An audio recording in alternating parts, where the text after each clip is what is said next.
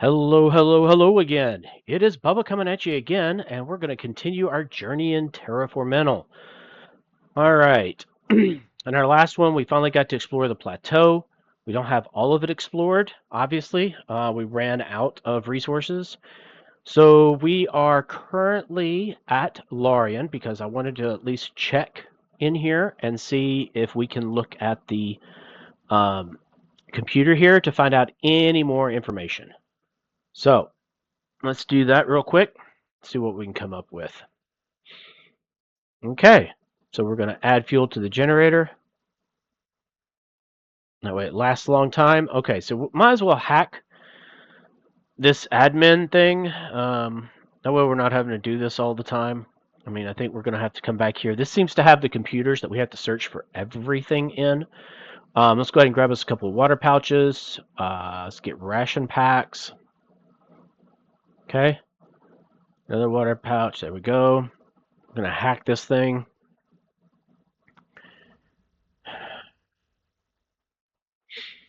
Maybe I'm only going to do it a little while because that's a long, long time. All right, good enough for this one. All right, so let's force the admin door open, which is only 20 seconds or so. And then we can install the water recycler in here, but the problem is water's not our number one thing. But you know what? Let's go ahead and do that.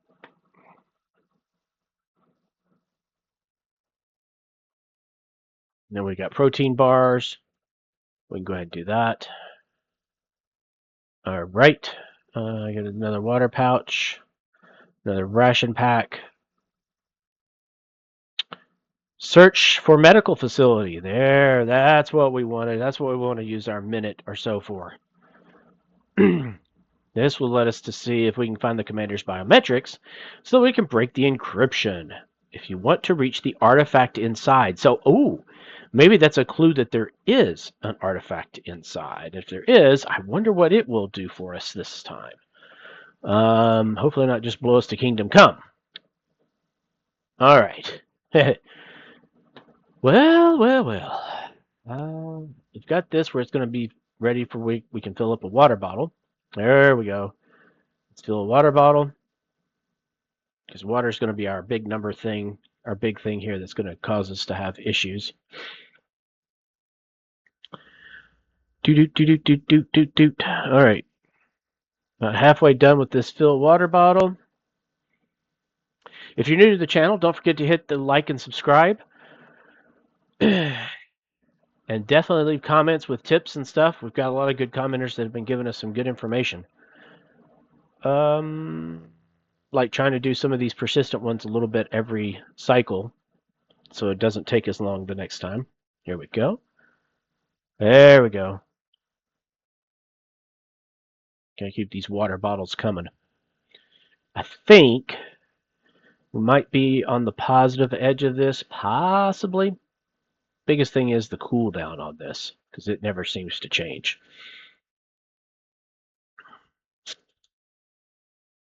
Okay, still searching. Wow. Maybe if we're lucky, the medical facility might even be in this facility, or this outpost, whatever you want to call it, and maybe we can even get it. All right, let's do another water bottle. Okay. Oh, while you can't find any references to a dedicated medical facility, there are mentions of Hippocrates, which seems to have been where all the cryopods were initially brought to wake up the personnel. The pods are capable of waking their occupants anywhere and with little to no outside support, but the longer someone's been in stasis, the longer and more difficult the revival process becomes. Having medical staff and equipment on standby was a nice safety net, especially after sleeping through a long space journey. Usually they take the opportunity to do a full physical at the same time. So long as the records are still there, you should be able to get to biometric data for every member of the expedition. Unfortunately, the facility is located a long way to the east, far beyond the distance your rover could travel. You'll need to find somewhere you can stop along the way or another method of transport. Oh, really? Oh, Hippocrates. Oh, that's an actual facility. Oh, wow, wow, wow, wow, wow. Okay. Does it show it on here? No. Okay. Hmm. Well, that's interesting. Now I'm wondering what we should do. PD. Let's look at the map. We're at Lorien, so we could go to the Lost Rover, or we could just go to the dam and try and go that way.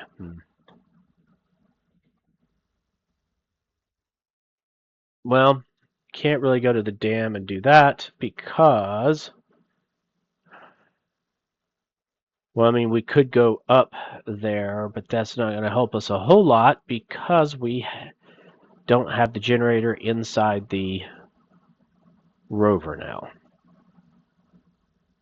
Hmm. Okay. Well, I. Oh, so I can't leave? Oh, there we go. Exit. There we go. It was in a combined thing there.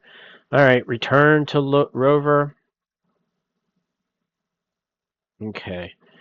So we could gather this. That's 2 ration packs, 2 empty power cells, and 3 water pouches. I mean,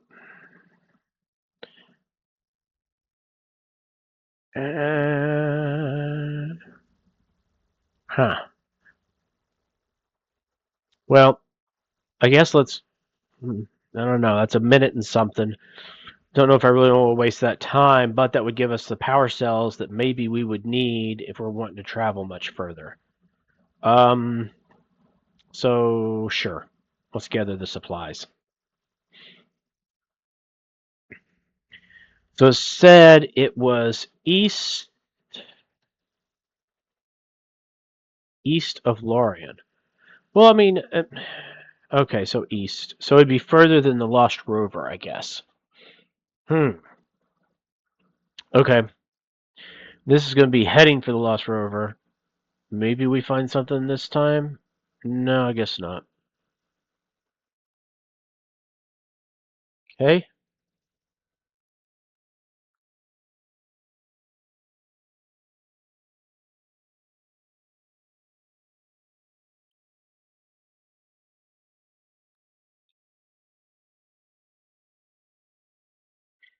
So if we have the empty power cells, I wonder if we can park in Lorien, get the power cells put in, charge it all the way, then go all the way back to Talos, and then maybe from Talos get the stuff ready for the mining engines, and then go up and see if we can do it without the generator. Yeah, I'd say it'd probably be tight if we could even do it. I don't know if we can, but we may give it a shot because we can't remove the generator from Lorien now. So let's see. Park Rover. Okay. And let's install empty power cell. Let's do another one. Okay. And we need to fill the water bottle.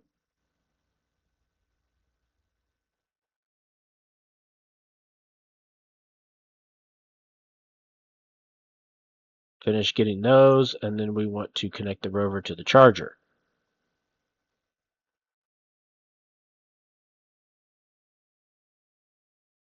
And we're going to put fuel in the generator. Oop, oop, oop, oop. That's not what I want. Add fuel to the generator. Sometimes I click on these as they're moving, and that's not a good thing to do. All right. So we'll add that. Yep, barely going up at all, but that's fine. All right, let's get another water. Let's get, we've got protein bars. Let's get ration pack. Uh, Protein bar should be what it's trying to eat. Okay, we've got water. Let's do another water pouch. Another water pouch. Good on that now. And we are definitely not charged up. So we're going to wait.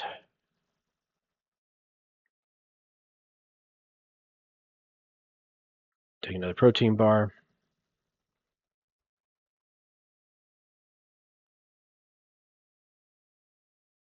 Okay, we'll get us the water. We are now at almost 500 on the rover. Oh, paused. Oh, yeah. Let's see if we can wait and see if it'll, or if I'm gonna have to put in another fuel. Nah, that'll be enough. All right, so let's disconnect and leave while we still have power. Ooh, we may not be able to. Maybe. Yep, we got out. Good. Let's drive in the tunnel to Talos.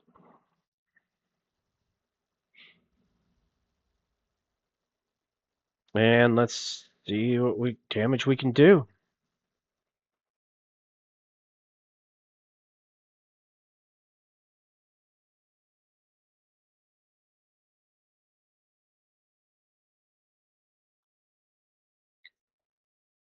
Do do do do do do do do do do do. Okay, come on,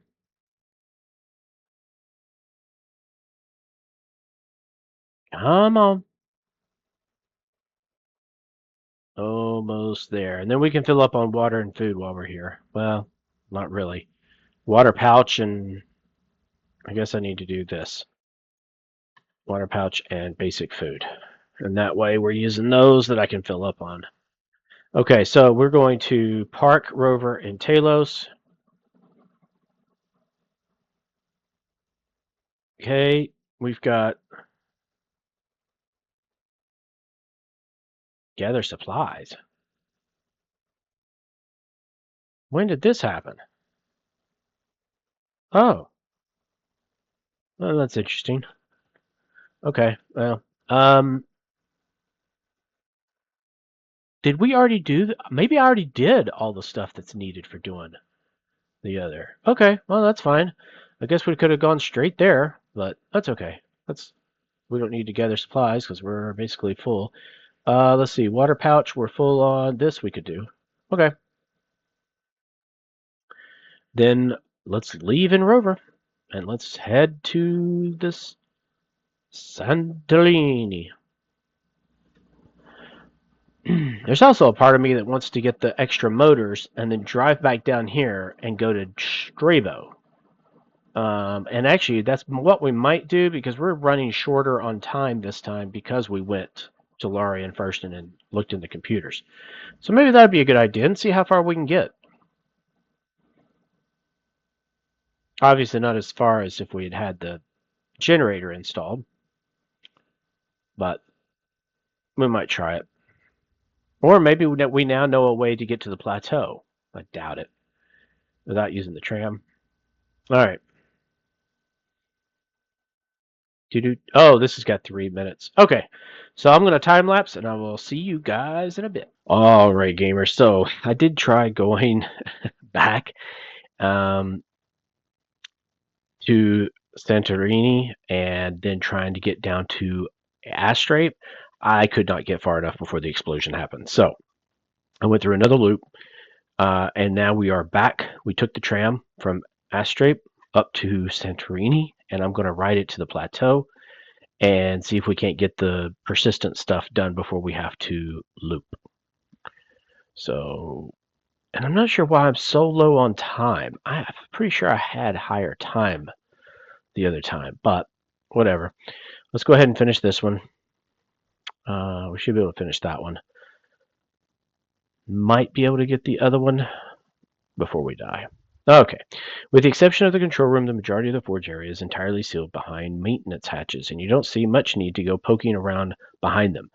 This is where refined metals are shaped and combined into basic components, equipment, or building materials. The controls seem quite complex, and you're hesitant to attempt starting any processes without having a specific reason to do so. So it sounds like we may be building something at some point. All right, well, let's do this one. See what we can get before we get blown up. Kind of like a suicide mission to get some of these persistent things done. If I'm not mistaken, this one's the one that requires the biometric, which means we have to get to that one place that is like supposedly way over this way. So I don't know. I think we're gonna have to go to the Strabo or whatever first before we can get to the other. I really wanted to get it where we could get the tram working remotely. I remember doing that in the demo, but maybe they may have changed that. All right, what we got here? There we go. The refinery is where all the raw ores mined from the quarry are processed into usable metals and alloys.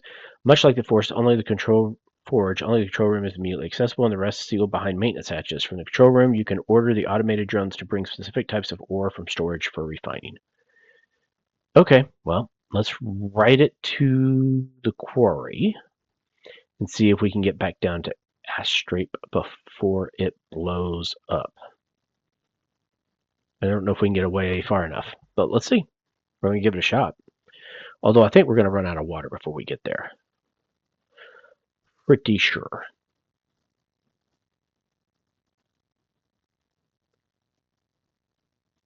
Maybe not. Oh, yeah, we will.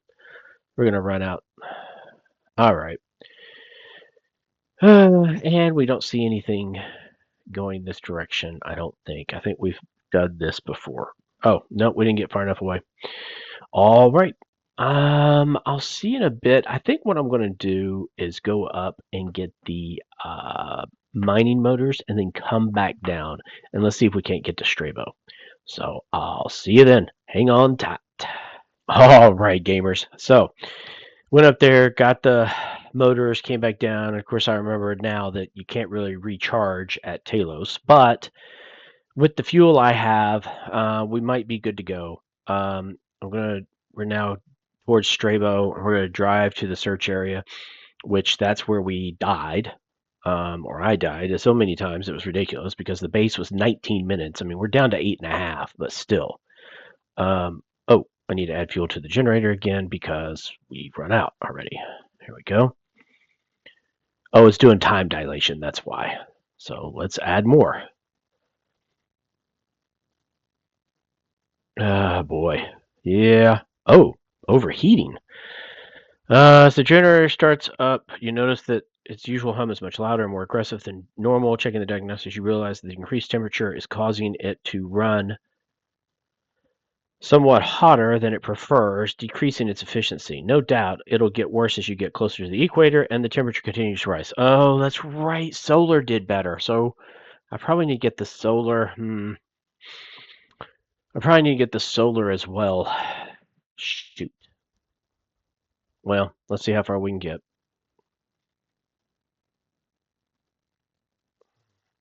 Might as well add the other one. I'm not sure we're going to get much further. And that's with all of this. Wow. Yeah, I think I'm going to have to do the solar for sure because I don't even have enough water to actually make it at this point. You're finally close enough to properly receive the transmission. It's from the Strabo commander, warning everyone who hears it that Talos has already been evacuated, so due to the current situation, they're heading straight to Lorien, and anyone who hears the message should join them there. Curiously, it sounds like he says something else, but the message cuts off. The rover says it's not being lost due to distance, it's just incomplete. Maybe you can recover the rest if you reach the source. Oh. Well, okay, here we go. We might make it somewhere. Ugh. Reaching the top of the next gently sloping dune finally gives you a distant view of the source of the broadcast, a small, squat building built on a hot, slightly raised platform to keep it clear of the ever-changing landscape. An oversized antenna extends from the roof. If you had to guess, this was likely one of the many weather monitoring outposts which allowed Strabo to so accurately predict weather and track the terraforming process. Despite its small size, there could be some supplies there. Okay, and it's only about 30 seconds. We might be able to make it. Yeah, just barely before we're out of fuel. But that's okay. I mean, we have water, food, and some air. So if nothing else, we might be able to explore it at least a little bit before we have to loot. So let's see what we do. And that's the only thing we can do. We can't bypassed the monitoring outpost. So let's see what we get. Nice. Okay. Oh, you gotta be kidding me. Approaching the outpost, you get a better look at the equipment on its roof. Most of it's definitely used for gathering atmospheric data, with the rest of the space being taken up by large solar panels. Sadly, far too large to be of any use on your rover. You pull up just outside the airlock. Okay, leave. Enter the monitoring outpost. Aha! Passing through the tiny airlock, you realize that the outpost is even more cramped than the outside would suggest. The walls are much thicker than you assumed, likely packed with the array of sensitive equipment used to monitor the atmosphere. As a result, the single room you find yourself in has little to hide. A computer terminal with several displays all but fills one wall, while the other two are occupied by a variety of cupboards and access panels. Despite the air initially reading as unbreathable, the structure quickly reacts to your presence by activating an air recycler. Oh, well, that's nice. And it looks like it'll work. And it has solar. Okay, well, let's explore it. It's a persistent, so that'll be nice because we ain't getting anywhere with the rover. Not at this point. So I'll have to remember to do the solar.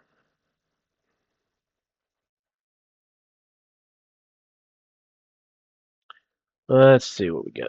Oh, ooh, we get water, food. Good. And we can do all this other stuff. Okay. As expected, it doesn't take you long to briefly check the cupboards. Most are basic diagnostic or maintenance tools and components for the outpost monitoring systems, but one seems to have had its usual contents hastily stuffed into the others, or even just swept onto the floor. Inside are several crates. Most are empty, but one is mostly full of water bottles, and two more labeled food supplies are filled with a mixture of synthesized food, ration packs, and protein bars. Other than that, only the terminal is of any interest. Its default screen seems to be displaying a variety of complex atmospheric stats, but you can see a flashing icon indicating the continuous broadcast. With a little luck, maybe you can retrieve the original message, though it may also be useful to know what caused it to get corrupted in the first place. Okay, well let's grab water and food. I'm not going to waste time on the other right now because I run out of water. I'm out of water. All right. So that's like 30 seconds is 15. Yeah, let's do the 15. Let's see if it shows where we are now. Ooh, monitoring station. Wow, that's a good distance. It's like Astrape distance. Let's see if we can find anything in this. At least we can get some persistence done. All right, locating a backup of the original recording of the message is easy enough, and you're glad to see there was no encryption or protections put on it. Skipping past the part you've already heard, you listen attentively to the second half. Frustratingly, the commander doesn't go into any further detail of what the situation at Strabo actually is. He does mention the supplies he stashed in this outpost, including what he calls Pascal's rations, which are an invention of one of the scientists at his facility. The end of the message is a warning that he doesn't expect them to stay at Lorien for long. Due to the number of facilities he's heard of having issues, he expects everyone will be running the eastern chain to Olympus. Oh, wow, even another base. Okie dokie. Um, yeah, water bottles all we're gonna have. So, okay, let's check the logs. What's the PDA say? By comparing, I've been able to approximate Strabo's location. I'll need to drive a long distance south from Talos. Then I can start searching the area. I found a monitoring station almost directly on the path and well stocked with supplies. Help me on my long journey. Okay, and Olympus on the way to Strabo. I'm not sure what that exactly means, but if Olympus's facility, Larian might have some data on it. Okay, so we got to go to Larian again. This is talking about where they went, which we just went over, and how we need to search Larian's computers for Olympus. Okay, got that. Okay, it takes a while sifting through the immense amount of log data before you find the culprit of the message's corruption. Just a couple of days after the message was recorded, the outpost was hit by a sandstorm. The dust filled air blocked the sun from reaching the outpost's solar panels. Since the storm hit just after sunrise, the batteries were already heavily drained. A few hours later, the unexpected shutdown corrupted all data and active memory at the time, including the broadcast message. And the storm was even severe enough to have lightly damaged the solar panels, but you can't see any evidence of other shutdowns caused by sandstorms, so they likely aren't too common. But the deeper into the desert you go, the greater the odds of you running into one.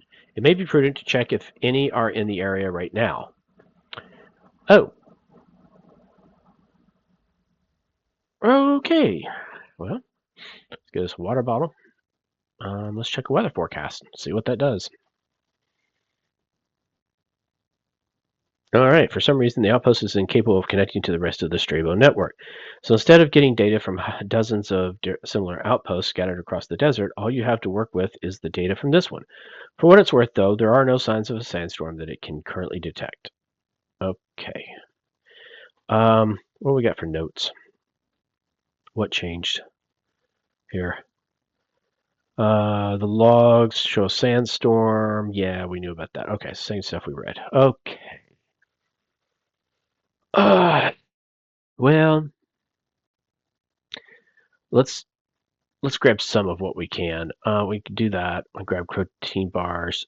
Ration packs are so fast. I'll just grab those two and grab water bottle, and then leave the outpost. We don't have anything else we can do, and I don't think we're going to make it anywhere. Return to the rover, and we'll go like 20 feet and then die. All right, so depart for the search area, 7.5 seconds. Yeah, we can get there. Maybe we get some of it done. Maybe just to make some of this stuff faster for the next loop. Okay, so drive to search area. So we've already done a lot of this, so we do have dilation and everything else. But that'll be it, and we are gone. All right, so we might as well hit loop now. So I'm going to do that, and then I think what we'll do is I'll go get the solar panels, get the extra cells at Larian, and maybe that would be better than actually getting these motors that overheat and start draining even more power. So maybe the motors was not the best idea for this one. So we're going to give that other method a shot when we get back. I will see you then. All right, gamers. With all the different places to go to, I decided to come back to Astrape, because there was so much stuff here to look at. I was actually able to get all the way here without having to put fuel in the generator, which was fantastic because that means I wouldn't even really need to have the generator, and I could put something else in there, maybe the water recycler. I think one of the commenters even mentioned might need the water recycler at some point. So now that we're in, let's go ahead and inspect the vehicles real quick. This is a persistent one, so we won't have to do this again. So I'll be glad to have this done. And we actually have a decent amount of resources right now, and I'm pretty sure I remember there being resources in here even, so we should be able to get even a little bit more. So let's see what we got. It's not going to be too long, though, before we're going to be running out of air, and we're going to be sucking it down on our air tanks, which don't provide a ton. I wish they did. Okay, it doesn't take you long to conclude that most of the vehicles aren't worth bothering with. Not only do they lack any form of survival equipment, but they don't even seem to have any real power storage of their own, let alone generation. They seem to use induction chargers with loops running under every road in the city, allowing the vehicles to draw in power from the facility's power grid as they drive. Very useful tech so long as you're not planning to leave the city. Yeah, I'd say that'd be kind of hard. I would think you'd have some kind of storage in case there was a blip in a spot on the roads or something, but all right. Eventually, you reach the final row of vehicles. These seem to be for the people with more expensive taste or greater political standing, boasting tinted windows and much comfier seating. What really catches your attention, though, is the mini fridge hidden behind a folding seat. Irritantly, they're mostly stocked with alcohol, which is of no use to you right now, but each does have one water bottle. Okay, so we'll take those for sure. Oh, we can only take one. Okay, so let's enter the central, and let's see what we've got. Oh, yep, we can finish exploring the ground floor. Fantastic. We've already got that halfway done. And let's see what we find out. Plus, I don't think we've ever... Nope, we haven't been upstairs yet. So that'll be a good thing to do, too. So let's see what we've got on the ground floor. Do-do-do-do-do-do. Okay. You come across what you initially think is an empty room, other than rows and rows of racks for storing cargo crates. Just as you're about to ignore it and move on, though, you realize that dotted around the room are occupied slots. Some of them might have something useful inside. Okay, what might we have? So we could explore the warehouse. It says used for transferring cargo between the tram and the farming machines outside. With a bit of luck, they might have left some food inside. Yeah, what's my luck with that? We'll see. It's only 30 seconds for that one. And we're down to 8 seconds. What have we got? What have we got? Done. As they're searching most of the ground floor of the facility, you finally find another unsealed section. It appears to be another vehicle bay, but is signposted as the primary vehicle bay. Maybe that means it was used for the more standard exploration vehicles, like rovers, instead of the considerably less useful civilian transport. I don't really want to waste time on that right now. Maybe I should do the warehouse to see if there's food. Yeah, we'll try that. Let's see if there is food. I know we could do the water recycler, but right now that's not the biggest concern. We're going to be running out of food as well at the same time. Um, and I guess we need to do this a little bit each time just because it takes less time afterwards. All right, down to 8 seconds. All righty. We need to really figure out how we can unclog the cargo thing remotely. It keeps hinting to it. While the warehouse has quite a lot of crates spread across its large space, they all prove to be fairly unhelpful. Spare parts for systems you have no use for, extra bedding and uniforms, etc. You do find an area which is designated as an automated unloading area for the machines that tend the fields outside, but from what you can tell, none of them have been here in a while. Certainly all of the nearby crates are empty except for a few loose leaves or withered husks of what may have once been food. Maybe you can find some way to order the machines to harvest some fresh crops for you. Oh, well, that'd be kind of interesting, wouldn't it? All right, well, let's hop upstairs. I'm hoping upstairs might have some kind of admin office or I don't know, something. So 30 seconds to explore the upper floor. You jog up the stairs, emerging onto another corridor curving into a circle in either direction. Though this one is much smaller than the one you just came from. Okay. Yep, we're starting to use our air tanks now because Astrape does not have life support. Ah, that must have been a surged. Okay, so we got minus 100 from damaged power storage. Okay, the upper floor seems mostly dedicated to keeping people alive. Life support, medbay, and cryopods make up the majority of the rooms. The only other finds which pique your interest are a door labeled communications. One's labeled agricultural control, and finally the administrator's office. The door to the latter looks like it once was locked, but was almost pulled from its frame, being forced open. Either someone was desperate to get in, or someone got sealed inside and had to be rescued. Okay. Well, definitely communication. 10 seconds. That would be a good thing to have. And admin office probably would be good too. All right. The communication room itself is very small, just a few terminals used for viewing and sending orders to the automated vehicles you saw managing the fields around the facility on your way in. However, it's the first time you've seen an airlock that's not on the ground floor. It's a very small one with only manual controls and seems to lead out onto the roof.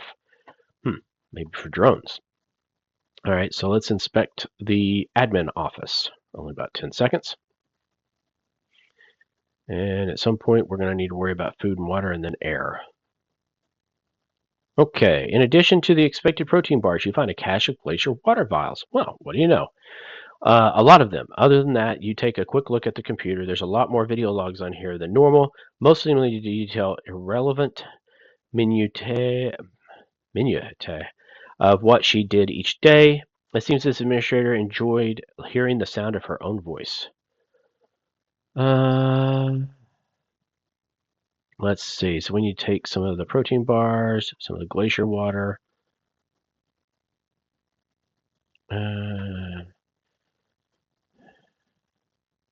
It's been yet. Anyway, somebody can correct me on the pronunciation on that. Okay, so what have we got? Check admin logs.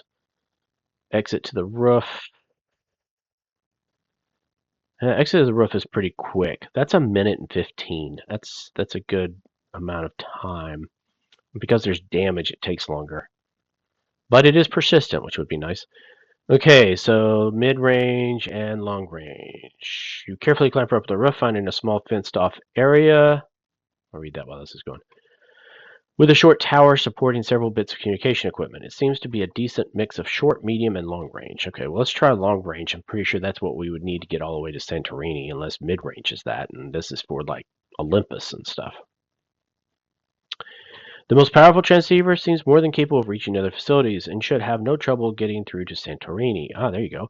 If you can find remote override codes for the tram's cargo system, you should be able to unblock it from Santorini. You quickly download the transceiver's frequency to your PDA. Oh, that's handy.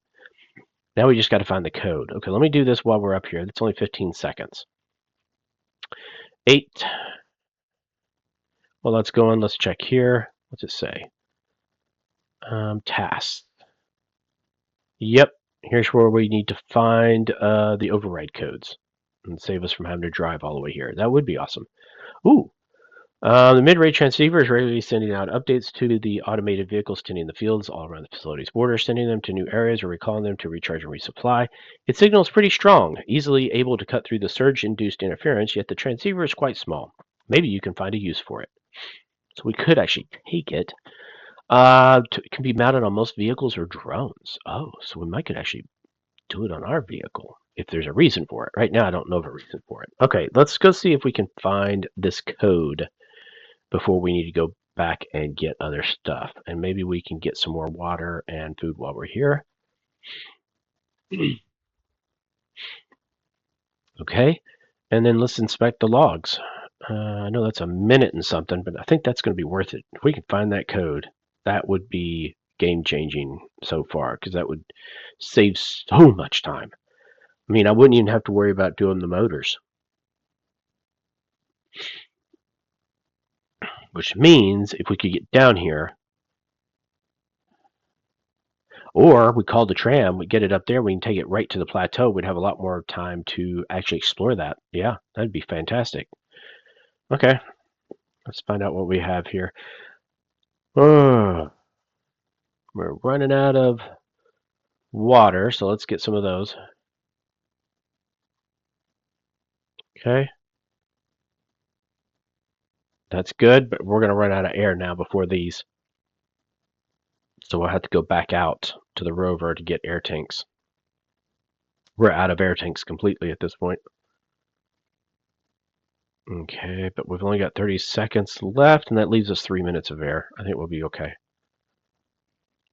We'd like to definitely get that code on this loop so that the next loop we could save a lot of time and see what we can do with that extra amount of time and probably extra resources.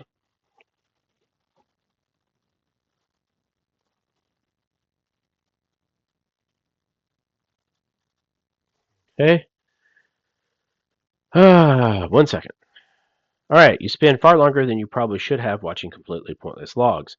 It keeps feeling like the next one must have some useful information in it, or at least be relevant to the terraforming operation. But instead, it's just more irrelevant observations about her day. Well, crap. Even the last logs across the last few days before the evacuation insist everything is fine and nothing interesting is happening. You're about to give up when you notice an irregularity in the amount of data. Each log seems to take up several times more space than it should. Oh, lovely. Okay, well, I guess decrypt it.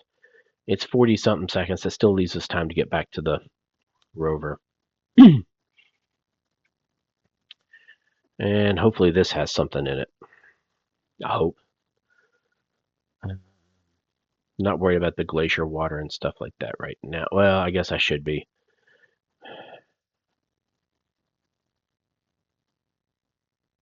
Okay. Because that way it's using the glacier water instead of the small water bottle that I have for reserves. Try and keep 2 in there. All right. Down to 10 seconds. I need another one. Down to 2 minutes left for our air supply. And I don't know how long it's going to take us to get out. Probably at least 30 to 45 seconds. Because we got to go downstairs and then exit and then enter. Okay, once you know what you're looking for, you quickly uncover the additional data hidden inside the logs. Each video contains huge amounts of scientific data about the planet, the progress of the terraforming, and the personnel working here. It seems like this commander was selling information to another corporation, or at least planning to try. You try to think of keywords you could search for that would narrow down the amount of data here. Well, crap. That's not giving us what we wanted. I was hoping it was going to have the communication stuff. Maybe it's not in this data. Huh. Maybe it's even in the... Yeah, I'll do this real quick. It's only 20 seconds. Maybe it's in the agricultural stuff because it has to maybe communicate with the cargo thing in the tram. Maybe that's where the code would be. I don't know. All right, let's do another glacier because I don't want to be using our last supply. Okay, what we got? As expected, the terminals in this room seem to control all the automated farming machines you saw tending to the fields on the way in. It's a bit difficult to manage it all yourself, as it seems the room is intended to be operated by several people. But from what you can tell, all the machines have just been blindly following their last orders to expand the fields as much as possible while keeping the existing ones alive. As a result, they haven't been focusing on actual growing crops for food purposes. Even so, given the sheer size of the fields, there's got to be some food ripe for eating out there. Maybe you can order the machines to check all the plants for you through the control systems, though the control systems have suffered significant damage from power surges, so if you wait too long, you might lose your chance. Oh, lovely. Yeah, I'm not doing that right now. Okay, so we need to take food and water. Okay, that's the rest of the water. We'll take the rest of the protein, and let's go down to central. We gotta go get air.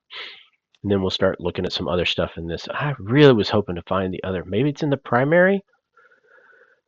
Oh, well. All right, so civilian vehicle bay. Okay. Small water bottle. We can definitely take a couple of those. Oh, what's this? Oh, that's just Santorini being destroyed. That's fine. Leave through the vehicle airlock. Oh, I guess I could have done exit. Okay. Use the terminal to open the inner bay to the vehicle airlock, then use the one inside the airlock to cycle it, closing the inner doors, and okay. Return to the rover. Okay, and then we need to fill our air tank. We got a few more minutes. I'm wondering maybe we have to go back into the tram. Now that we know what we're looking for, maybe we have to go back into there and look at something. Let's see. Push container onto tram. Let's try that real quick. I don't think this is going to give us anything unless we just happen to see something. I may just have to enter the civilian sector from here. Oh, we're running out of air again because we were so low on the recycling of that air tank. Okay. Oh, the air recycler got damaged. That's right. So it's not going to recycle it as quickly. That's right. All right. Well, we'll get as much done as we can on this loop. Let's see what we've got on this. Maybe something new pops up this time. No, I don't need the food right now. All right. Well, let's enter the civilian sector. Okay. Well, we have some stuff here. So let's take this, and then break employee door. I can't remember if there was what there was behind this. The security door, we have to have a key card. So we have to find the key card. I'm not sure where we're going to find that. And we're going to run out of air again soon. Basement door also requires a key card. Okay, so that was kind of wasteful. Okay, enter the tram station again. Exit, and let's see if we can't get some more air tanks. I doubt it. Exit tram station. Return to rover. Oh, we can't fill the air tank yet. Oh, wow. Plus 15-second cooldown from damage. Yeah, that's... Okay, so we're pretty much done. Let's drive this into the airlock.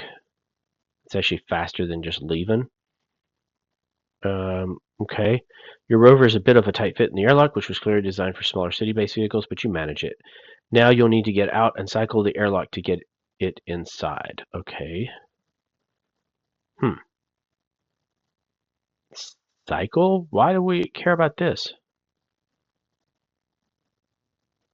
Well, I have to do it now, otherwise I have to return the rover, get back out, and come back in. Yeah, that's not going to be worth it, so let's do that. Okay. Oh, well, now that we did that, we can actually get a air tank, so that's nice. Okay, air is going to be the thing that we run out of. Okay, enter the central. Let's see. I think we did the basement once, but we may have left some stuff down there. Explore the basement. Oh, good. We only had about 15 seconds left on it. We've gotten quite a bit of persistent stuff done this loop down here, so this is fantastic. Hopefully we find something soon. I really want to get that code so I don't have to drive all the way back down here again. Okay, here we go. The basement is divided into several sectors: reactor control, where the power levels and flow are managed; reactor maintenance, housing several maintenance drone repair and control rooms; and facility maintenance for janitors, cleaners, and other more mundane handyman tasks. Several of the doors have been fitted with keycard locks, though. You can access the facility maintenance sector, but nowhere else until you find a keycard or way to fake them. Aha. Well, let's explore the facility maintenance. 30 seconds. I mean, we might as well just keep going now at this point until we die. So these are going to require a key card as well. So wow, we have to have a key card for a lot of doors. I mean, we're like 4 areas now at least that require the key card. All right, maybe we can find something in here. Maybe the key card we've been looking for. 2 seconds. There we go.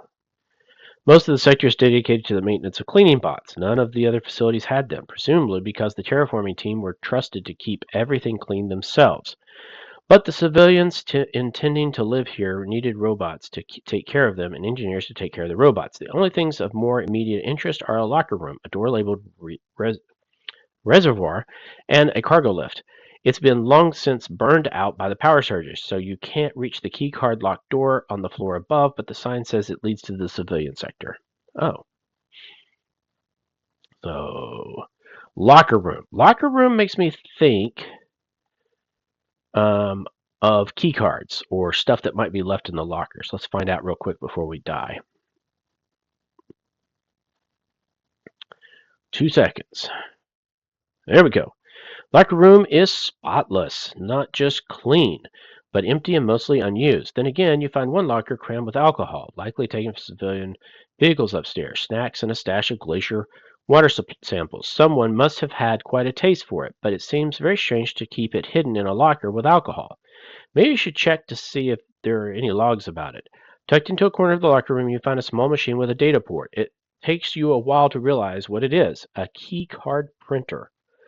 Oh, well, that's nice. If I do that, maybe if I can print something, it can be stored in the PDA so I don't do this again? Because I would have thought it would have been a persistent thing. Let's see what it says. I don't think we need reactor control or reactor maintenance right now, though. Okay, you quickly power up the compact printer. It requests considerable information about yourself: name, date of birth, planetary nationality. You just fill out each field with random sets of letters and number, but it does remind you of the fog constantly hanging across the edges of your mind. The more times you loop, the better you seem to remember each one. Yet you still remember nothing from before you first woke in the cryopod. No faces of friends or family, not even a hint of your own name. That's weird.